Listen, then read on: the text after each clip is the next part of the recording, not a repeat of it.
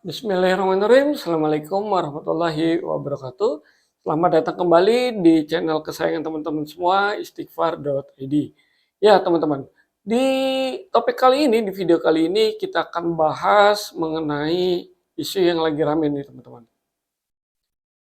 Eh, Katanya pemerintah mau batasi WhatsApp call. Woi, masa iya sih kita nggak bisa telepon-teleponan gratisan melalui internet, padahal itu penyelamat di akhir bulan pas pulsa sekarat. Betul nggak, teman-teman?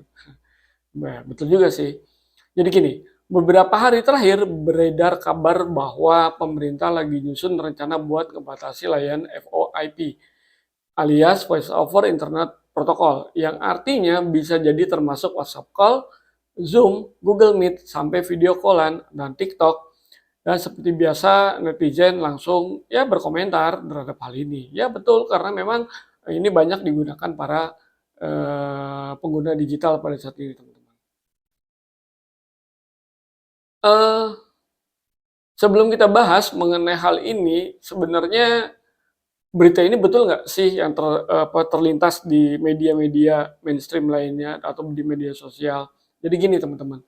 Jadi ini adalah klarifikasi dari Menteri Mutia Hafid atau Menteri Kemenko Digi ya, teman-teman.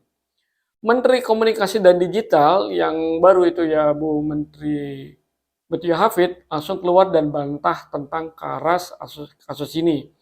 Nah, karena ternyata itu adalah hoax ya, berita-berita yang beredar di kalangan masyarakat yang ternyata belum tentu kebenarannya, teman-teman. Jadi gini, kata Bu Menteri, pemerintah tidak merancang ataupun mempertimbangkan pembatasan WhatsApp call.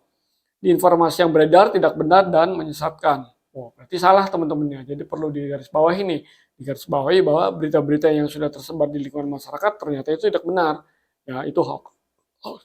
Bu Menteri bahkan minta maaf karena isu ini bikin keresahan. Beliau juga bilang, emang sih ada masukan dari Asosiasi Telekomunikasi kayak ATSI dan Mastel, tapi semua itu belum dibahas secara resmi dijadikan sebuah kebijakan. Nah, lalu kenapa kok bisa isu ini berkembang ya, teman-teman, di masyarakat dan isu masif perkembangannya? Nah, jadi karena kan memang di sini kita melihat ya, dengan teknologi yang ada seperti media-media komunikasi tadi mempermudah pelanggannya itu bisa melakukan komunikasi menggunakan internet saja.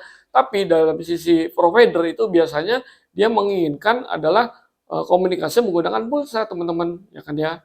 Ternyata pertanyaan dari nah pertanyaannya adalah kenapa isu ini bisa muncul, teman-teman. Ternyata ada pernyataan dari Denny Setiawan, beliau Direktur Strategi dan Kebijakan Infrastruktur Digital di Kemenko Digi.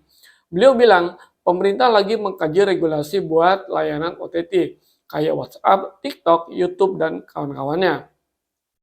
Kenapa digaji? Karena para operator jaringan yang bangun BTS, kabel fiber, server, segala macam ngerasa nggak dapat kontribusi yang fair dari OTT.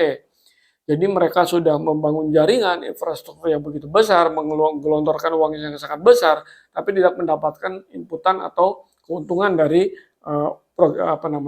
fitur OTT ini yang bisa melakukan panggilan menggunakan aplikasi dan internet saja, teman-teman.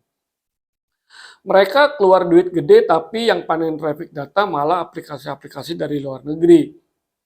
Ya, tentunya mereka menyampaikan keprihatinannya terhadap hal ini, teman-teman.